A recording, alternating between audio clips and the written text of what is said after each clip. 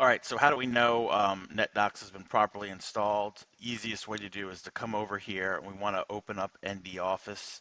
That's this option right here. I'm just left clicking on it. Now when you install NetDocs, um, that should install ND Office. Now it will ask you to sign in. Let's skip that for a second and click on the gear and go to settings.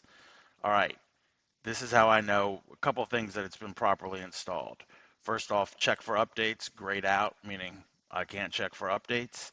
Echo retention is set to 14 and backup retention is set to 5. If you see that, you know the settings, the actual registry keys actually went through. If you don't see that, and this is where we talk about those local registry keys, that's an indication that they didn't actually go through. So if this is the quick test to make sure that ND Office has been installed properly and that you've properly applied the registry keys.